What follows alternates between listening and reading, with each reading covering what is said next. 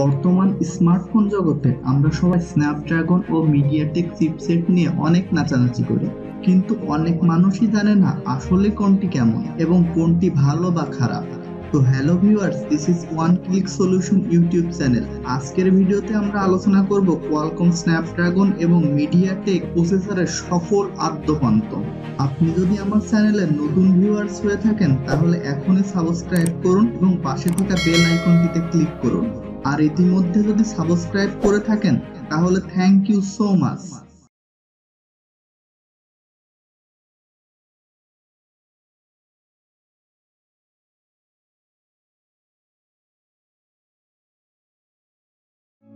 বিস্তারিত আলোচনায় যাওয়ার পূর্বে আসুন আমরা আগে জেনে নিই চিপসেট এবং প্রসেসর কি সেটা সম্পর্কে।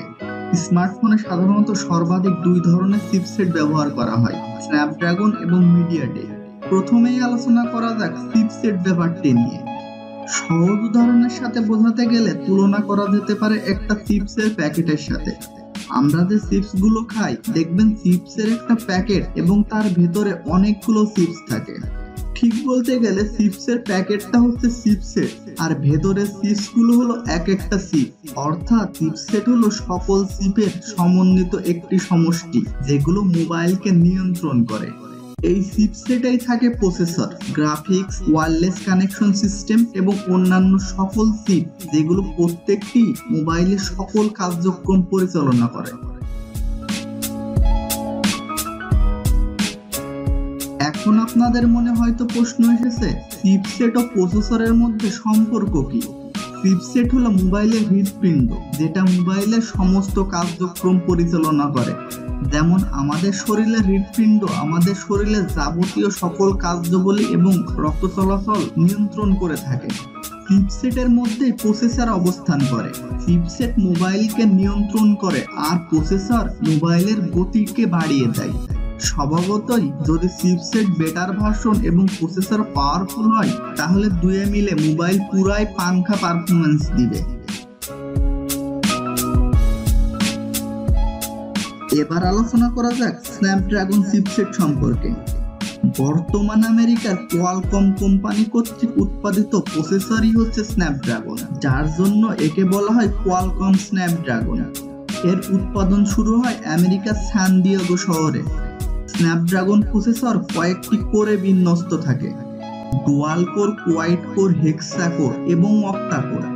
ডুয়াল কোরে 2টি কোর, কোয়াড কোরে 4টি কোর এবং হেক্সা কোর এবং অক্টা কোরে যথাক্রমে 6টি এবং 8টি করে কোর থাকে। এখন পর্যন্ত স্ন্যাপড্রাগনের সবথেকে লেটেস্ট এবং powerful processor Snapdragon 855 plus. Snapdragon chipset এসওসিএ একটি CPU, GPU, image processor, media processor, DPS, cellular modem unit, WiFi module, radio module, GPS module ইত্যাদি থেকে থাকে। এ সকল মডিউল এবং প্রসেসরের কারণে তাদের চিপ ব্যয়বহুল হয়ে থাকে। ব্যাটারি লাইফের উপর প্রভাব। স্ন্যাপড্রাগন চিপসেট অন্যান্য সব চিপসেটের তুলনায় দক্ষতার পরিপ্রেক্ষিতে সবথেকে ভালো ব্যাটারি লাইফ দেয়, অর্থাৎ এটি পারফরম্যান্সও যেমন ভালো দেয় সে তুলনায় ব্যাটারিও কম খরচ হয়। স্ন্যাপড্রাগন চিপসেট সবথেকে ভালো পারফরম্যান্স প্রদান করে মাল্টিটাস্কিং, গেমিং, ভারী এবং নিবিড় কর্ম পরিচালনার ক্ষেত্রে। কম র্যামে উড়াধরা পারফরম্যান্স দিতে সক্ষম একমাত্র কোয়ালকম স্ন্যাপড্রাগন প্রসেসরগুলো। স্ন্যাপড্রাগন প্রসেসরে সাধারণত মিডিয়াটেকের তুলনায় কম তাপ উৎপন্ন করে, আর তাছাড়াও কিছু ডিভাইসে কিছু বেশি তাপ উৎপন্ন হয় যেটা মূলত সে ফোনের সফটওয়্যার এবং ব্যাটারির কারণে হয়ে থাকে। স্ন্যাপড্রাগনের গ্রাফিক্সের দিকে তাকালে গ্রাফিক্সে তারা তাদের নিজস্ব গ্রাফিক অ্যাড্রিনো গ্রাফিক্স ব্যবহার করে। এখানে সিপিইউ ও জিপিইউ দুটি সবথেকে ভালো দক্ষতা প্রদান করে থাকে। এছাড়া স্ন্যাপড্রাগন এসওসি নিয়েও গবেষণা করে।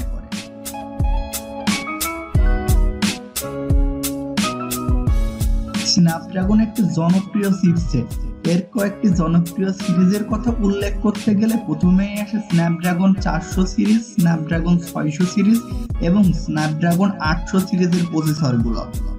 স্ন্যাপড্রাগন 400 সিরিজের প্রসেসরগুলো সচরাচর কোয়াড কোর হয়ে থাকে এবং 600 সিরিজের প্রসেসরগুলো হেক্সা কোর এবং স্ন্যাপড্রাগন 800 সিরিজের প্রসেসরগুলো অক্টা কোর হয়ে থাকে।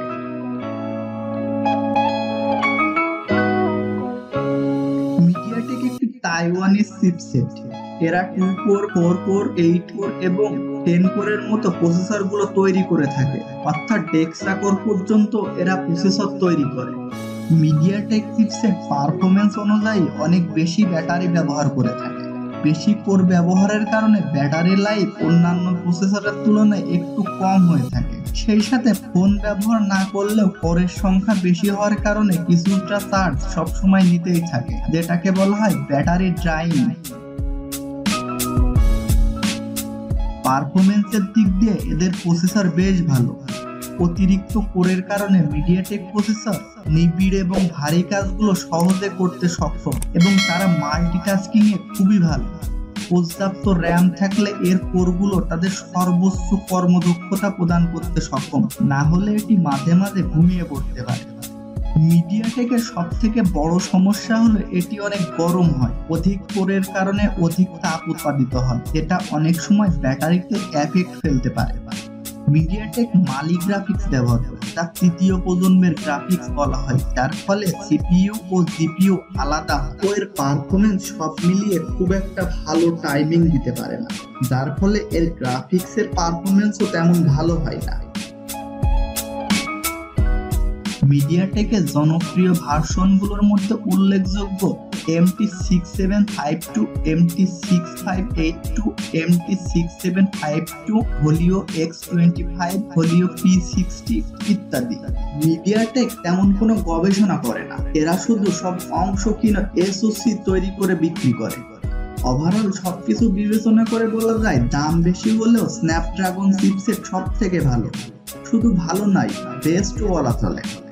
আর মিডিয়াটেকও এতটাও খারাপ নয়, কারণ স্ন্যাপড্রাগন যখন ছিল না তখন কিন্তু মিডিয়াটেকে আমাদের ভরসা ছিল, কিন্তু যখন সেম বাজেটে স্ন্যাপড্রাগন থাকে তখন মিডিয়াটেক নেওয়াটা জাস্ট বোকামি ছাড়া আর কিছুই নয়। তো বন্ধুরা, ভিডিও সম্পর্কিত আপনার মূল্যবান মতামত অবশ্যই কমেন্ট বক্সে জানাবেন এবং ভিডিওটি ভালো লাগলে একটি লাইক দিন। সাবস্ক্রাইব করে পাশে থাকা বেল আইকনটিতে ক্লিক করুন, এতে করে নতুন ভিডিওর নোটিফিকেশন সবার আগে আপনার কাছে পৌঁছে যাবে।